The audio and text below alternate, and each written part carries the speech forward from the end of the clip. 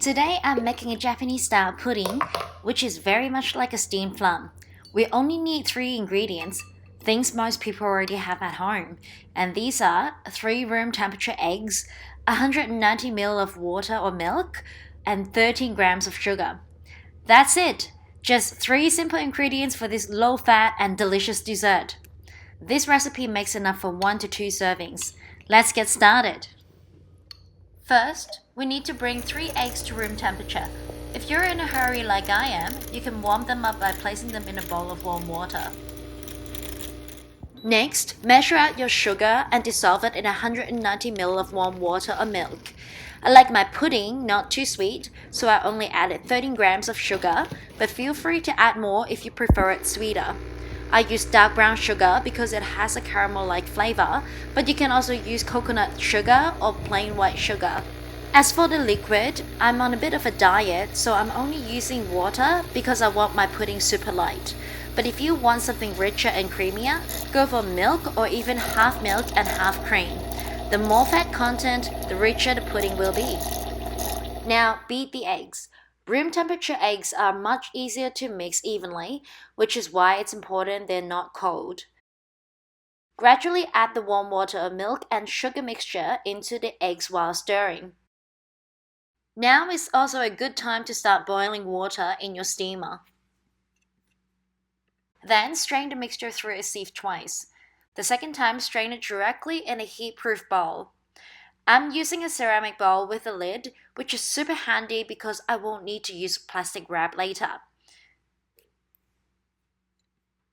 When you strain the batter, help it pass through the sleeve by gently stirring the bottom of the sieve with a whisk.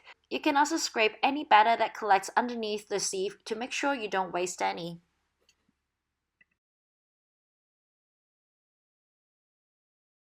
Now I'm going to scoop off any bubbles on the surface of the mixture with a spoon or a small sieve. If you don't mind a slightly uneven surface, you can skip this step.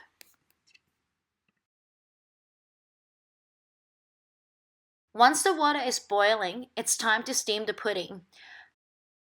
Carefully place the bowl into the steamer and immediately lower the heat to the lowest setting. If your steamer doesn't have steam fans like mine, you can place a toothpick or something thin under the lid to allow the steam to escape. You see, if the pudding cooks too quickly, the heat will create bubbles in the mixture, leading to a rougher texture. To avoid this, we want to steam it gently over very low heat.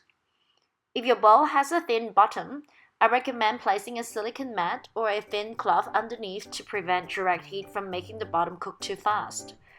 Every steamer, stove, and bowl is different, so the cooking time may vary. It took me 12 minutes to cook mine with my setup, so use that as a reference. I suggest setting a timer for 10 minutes first, then doing a shake test like I'm doing now.